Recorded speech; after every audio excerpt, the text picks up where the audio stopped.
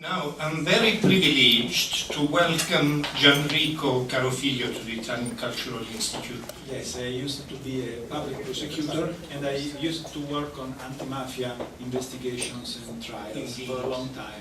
Yes. So indeed you had a first-hand experience of the subject matter that eventually you ended up treating in your own novels. I mean, it was a direct experience with some aspects of what will become the subject matter of your writing. This is interesting because definitely I don't write in my novels about mafia investigations or mafia trials.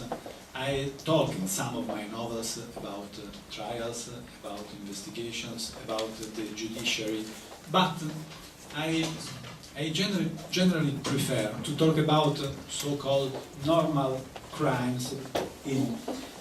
Generally speaking, my novels are about relationship, about changing, and judiciary setting, the trial, the tribunal, and so are they, how can I say, they are tools for me. I use them as tools to talk about other things. And the trial in my novels is often a metaphor of what is going on in the mind of the main character and in his personal soul. To explain that the thriller, the so-called thriller that you can find in some of my novels, it is not the main issue. It is a tool, it is a frame to talk about other things. So the novel belongs to the reader as much as it does belong to the writer. Much more. Or the reader makes it his own to the point that he can interpret it. What about the critics? Do you also believe the critics have the same right as the readers? There is a wonderful sentence by John Steinbeck about the critics. I'm quoting him, and so sorry if the words are a little bit strong. He used to say, unless the bastards have the courage of give us unconditional praise, my suggestion is to ignore them. And, well, there are some good, and there are the critics I don't like are those who wanted to be writers, didn't succeed, and decided to be critics.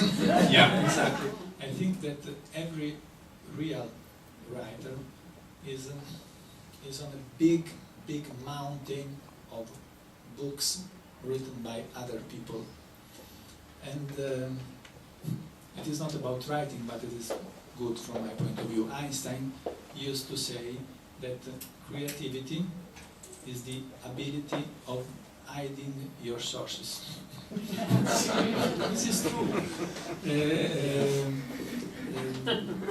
Eliot said that the bad writers imitate, good writers steal. It is absolutely true. It is absolutely true that the difference between the imitation and stealing, it is exactly the difference between being something else and being a writer. This means that you steal something, and often you don't know that you are stealing. And then you use that something to create something else, completely different, that is your writing. I'm wondering who are some of your favorite authors, and I also wanted to know if there was a book that you read, perhaps when you were a teenager, that was particularly memorable to you. Yes. I can tell you that the first novel I read when I was not a teenager but a child, I was maybe 7 years old, was White Fang. And after reading that novel, it is Fang, right? White Fang by Jack London.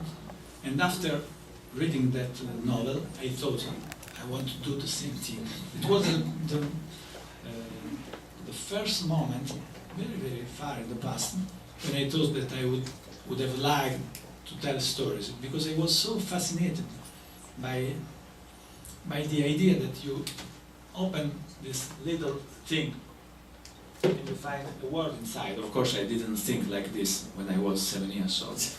But if I have to say a title, I always say this one. Then I read a lot, that big bulk of books where I steal from. But if I have to say a single title, I would say Wild Fang, yes. And other favorite authors in general? Well, if you ask me the same question tomorrow, I'll give you a different answer. It was a beautiful day in late May. The sea was calm, the light opalescent. We set out from San Nicola Wharf, steered north, and an hour later we were in the ancient port of Giovinazzo. It was a surreal place, almost metaphysical. There was no sign that time had passed over the last 2 or 3 centuries. There were no cars in sight, no antennas, no speedboats. Only rowboats, medieval ramparts, little boys in their underwear diving into the water. Large seagulls gliding through the air, solitary and delicate. We ate focaccia and drank beer. We sunbathed, and we talked a lot. As often happens, we went from idle chit-chat to deep discussion. Do we have rules, Guerrieri? Tancredi asked me at one point. Rules? Never gave it much thought. I don't think I have any explicit rules, but I imagine I have some, yes. What about you? Yes, I have some rules. What are your rules? I'm a cop. The first rule for a cop is never to humiliate the people you have to interact with in your job as a policeman. Power over other people is obscene, and the only way to make it tolerable is to show respect. That's the most important rule. It's also the easiest one to break. What about you? Adorno said that the highest form of morality is never to feel at home, not even in one's own home. I agree. You should never get too comfortable. You should always feel a little bit out of place. Right? For me, another rule has to do with lies. You should try to tell as few lies as possible to other people and not to yourself. He thought for a few seconds, then added, which is of course impossible, but you should try at least.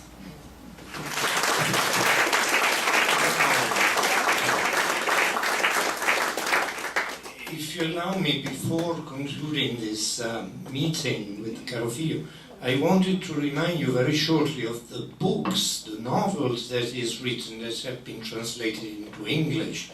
He's written many more books, but at least 5 of them have been translated into English. And we begin with Involuntary Witness, A Walk in the Dark, Reasonable Doubt, The Past is a Foreign Country, and then the present book, Temporary Perfections. We have to consider that Gianrico Carofiglio has been translated into 24 foreign languages, and is being translated also in Vietnamese and Swahili. We have the opportunity of reading his latest book in English, actually. And therefore, I think that's an enjoyable perspective to be able to read his very latest novel. So we can continue this conversation informally over a glass of Prosecco and perhaps some pizza. So let's do that without any further ado, but let's give a round of applause. Thank you.